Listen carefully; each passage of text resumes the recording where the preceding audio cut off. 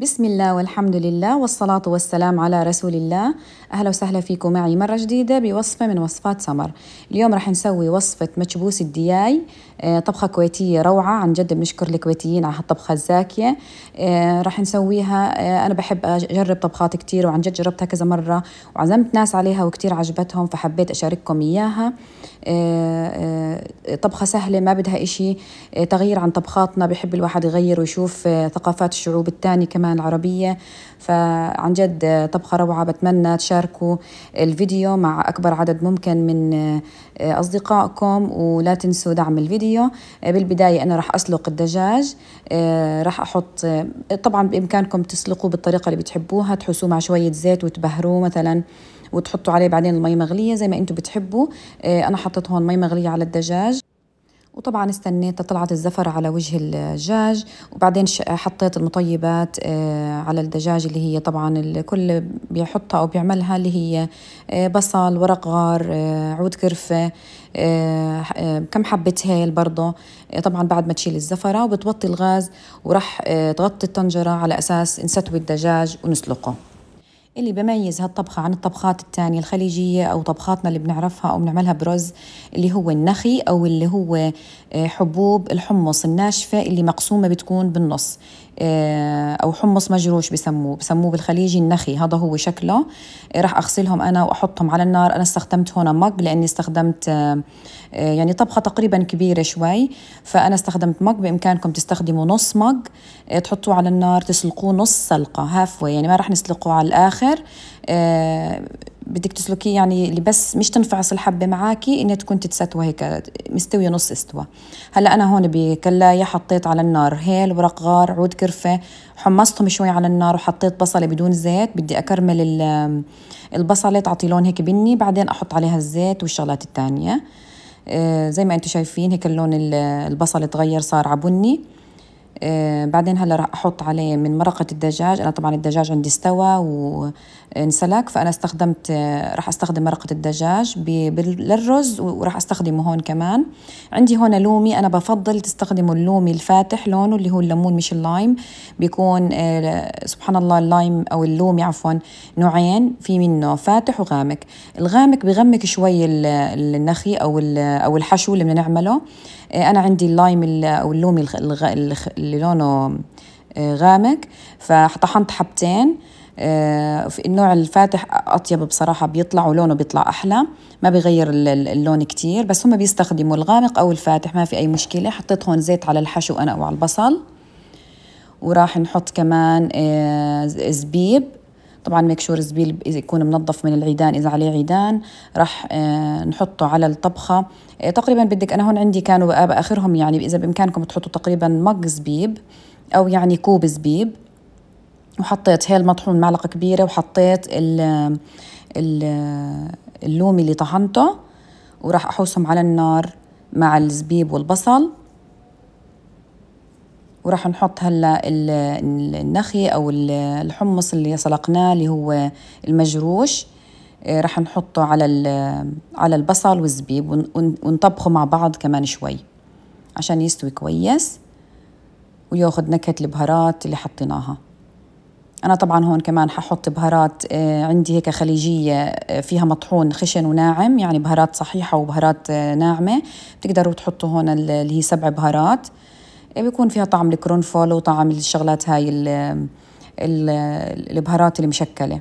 حطيت أنا هون منها، وراح أخلط وأحط زي ما حكيت لكم من مرق الدجاج عليها عشان تستوي. هون كان ضايل عندي شوية من اللومي اللي طحنته حطيتهم، وراح أقلب أكيد، وراح أوطي الغاز عليهم، وأحط من مرقة الدجاج زي ما حكيت لكم، وأوطي الغاز عليهم اللي يتستووا تقريبا 10 دقائق على الغاز، أو عبين ما تتنشف المي اللي راح أحطها. تقريبا حطيت يعني كاسة مرقة تقريبا أو مج يعني.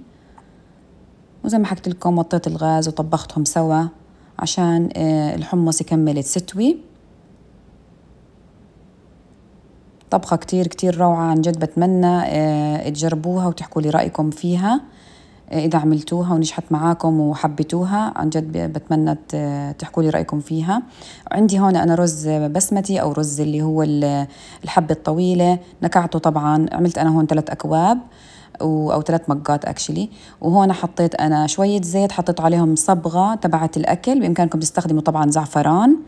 أنا عندي هون صبغة أكل، بصراحة ما عندي زعفران كان. حطيت عصفر كمان، وحطيت من البهارات اللي حكيت لكم عنها، ودهنت فيها الدجاج بعد ما سلقته، حطيته في صينية ودهنت فيها الدجاج. يعني زيت، بهارات، شوية عصفر، لون اللي هو الأصفر. إذا بدكم أنا حطيت لون أصفر وبرتقالي، بإمكانكم تحطوا بس لون أصفر بيعطيكم عصفار، أو اللون اللي يعني تشكلوا اللون يطلع هيك على حمار. أنا حبيت هذا اللون أكتر بصراحة، فشكلت لون الأورنج أو البرتقالي والأصفر عشان يعطيني لون هيك على حمار.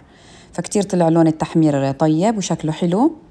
طبعا أنا قلبتهم على الجهتين، من الجهتين يعني حطيت عليهم الخلطة هاي، وراح نحمرهم تحميرة بسيطة بالفرن، يعني بس شوية يدوب ما تخليهم يطولوا بالفرن. هلا راح أكمل معاكم تسوية الرز. راح أحط بطنجرة كبيرة زيت نباتي، وراح أحط الرز بعد ما غسلته وصفيته من المي. راح أحطه في الطنجرة، وراح أحوسه شوية، وراح أطبخه عادي. ما راح أضيف عليه إضافات، لأنه راح أستخدم مرقة الدجاج. فمرقة الدجاج عندي محطوطة فيها المطيبات اللي حكينا عنها، الغار والعود عود الكرفة. الكرفة طبعا هم الخلاجي بسموها دارسين، الزبيب بسموه كشمش. يعني كل أسماء سبحان الله في بلد بتختلف شوي، بس حلو الواحد يتعلم ثقافات الشعوب التانية يعني برضه. حطينا هون طبعا أكيد مرقة الدجاج أكيد ملحتها طبعا. راح أحطها هون على الرز. كل كاسة بسمتي منقوعة ومغسولة راح تاخد معانا 1.5 كاسة من المرقة أو من المي. معروف إذا مش منقوع بس مغسول حياخد معنا 2 كاسة مي أو مرقة، بس أكيد رح ننقعه. ولو 30 دقيقة يعني 40 دقيقة ما بياخد كتير نقع الرز الحبة الطويلة. ورح نغطيه ونوطي الغاز عليه، بس يبلش يغلي نوطي الغاز ونغطيه ونخليه يتهدى. هلا هون أنا حأعملكم نوعين صلصات أو الدقوس، واحد بارد واحد بيكون دافي بيتاكل يعني مع الأكل وهو سخن. حطيت هون بالخلاط 2 بندورة طريات طبعا يكونوا، وحطيت معاهم 2 3 تومة، ملح، عصير ليمون، معلقة كبيرة صلصة البندورة، وحطيت فلفل حار طبعا. وراح أخلطهم وأحط كمان كزبرة أو بقدونس، انتوا اللي بتحبوا يعني. إذا بتحبوا البقدونس حطوا، إذا بتحبوا الكزبرة نكتها حطوها. حنحط شوي بالآخر، وحكيت طبعا ملح. وإذا بتحتاجي لمي ضيفي شوية مي زيادة، إذا بتحسيها جامدة كتير ضيفي شوية مي. وهيك عنا بيكون دقوس جهز. يعني كتير كتير طيب مع الأكل بصراحة. أنا بحبه للكبسات للطبخات هاي كتير بعمله، أولادنا بحبوه. وجربت برضو الصلصة السخنة أو اللي هي حعملها معكم على النار برضو طيبة والله. زي ما حكيت لكم ضفت بقدونس وخلطته. الكزبرة برضو كتير بتعطي نكهة طيبة، للي بحبها حطوا كمان كزبرة زاكي. وبس هيك صلصتنا جاهزة هاي الباردة، الدقوس بسموه، وراح نحطه جنب الأكل. هلا راح أعمل معاكم الصلصة الثانية اللي هي بتكون حارة أو سخنة أو هيك دافية. لما تحطيها جنب الأكل بتحطي على النار في كلاية أو في صاصبان، بتحطي شوية زيت، وبتحطي عليهم تومة مهروسة مع يعني دكيت تومة مع فلفل، وحطيتهم على النار خلطهم. وراح أحط عليهم صلصة بندورة، راح أحوسها هيك شوي معاها. وراح أحط راح أكون بارشة بندورة ناعمة كتير، برشها بالمبرشة، وراح أضيفها عليها. إذا بتحبوا بإمكانكم تضيفوا كمان هون كزبرة أو بقدونس كتير طيب، يعني حيكون معها طيب. كنت أنا حابة أضيف كزبرة وبصراحة نسيت يعني.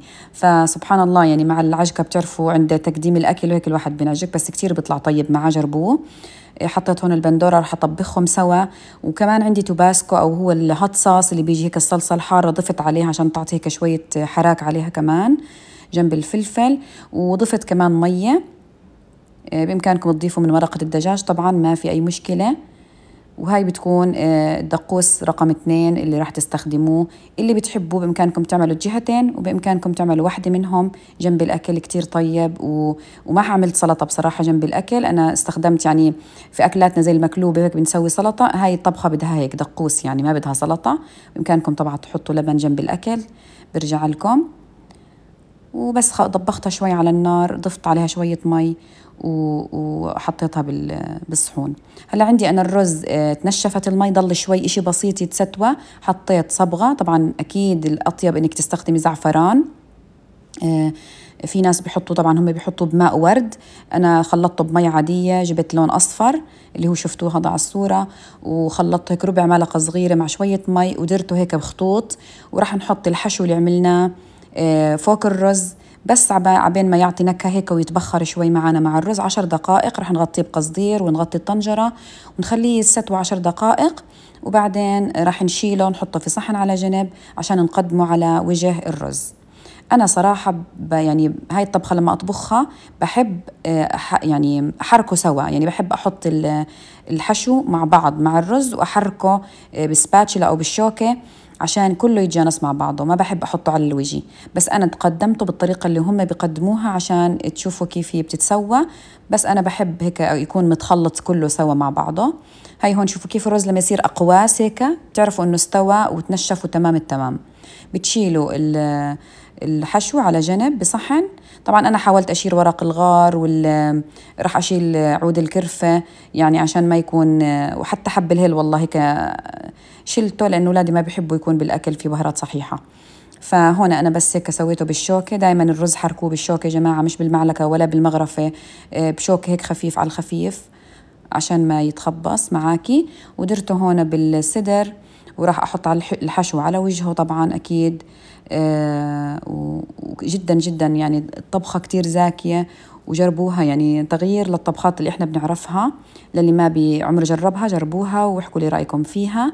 راح نحط على الوجه الحشو كتير طيب، هو شكله مبين سبحان الله زي العدس، بس هو لا، حب حمص مكسوم بالنص، بيكون مجروش يعني بيكون كأنه مقشر ومجروش، يعني مكسوم هيك الحبة بالنص. فأنا ما نكعته بس سلقته على طول زي ما حكيت لكم، نص سلقة وبعدين ضفته مع الأكل. راح نضيف الدجاج اللي حمرناه على وجه الطبخة. إذا بتحبوا تزينوها بلوز بكاشو بصنوبر انتوا هذا برجع لكم. هاي الشغلات يعني ذوق شخصي للشخص. في ناس ما بتحب تحط هاي الإضافات، في ناس بتحبها كتير على كل الأنواع، يعني حتى المكلوبة إحنا مرات بنحط عليها فبنحبها يعني. فهاي هي طبختنا، ما أخذت مني وقت كتير، طبخة سهلة وطيبة كتير. طعم الحمص مع الزبيب مع البصل مع الرز كتير طيبة يعني جدا جدا زاكية. بتمنى تجربوها تحكوا لي رأيكم فيها. لا تنسوا دعم الفيديوهات اللي بننزلها، عن جد بتاخد وقت منا لنمنتجها ونظبطها وننزلها. بتمنى تدعمونا دائما عشان نضل نستمر. وصحتين وألف عافية، وأهلا وسهلا فيكم مرة جديدة بوصفات سمر. لا تنسوا متابعتنا في فيديوهات كتيرة بتنزل، وكل يوم برمضان بحاول أنزل فيديوهات. لا تنسوا دعم فيديوهاتنا. وهذا الشكل النهائي لطبق اليوم، مكبوس الدياي أو مكبوس الدجاج، هم هيك بيحكوا الدياي عن الدجاج. وعن جد تحية لهم للكويتيين على هالطبخة الطيبة، وأهلا وسهلا فيكم مرة جديدة بوصفات سمر، وصحتين وألف عافية.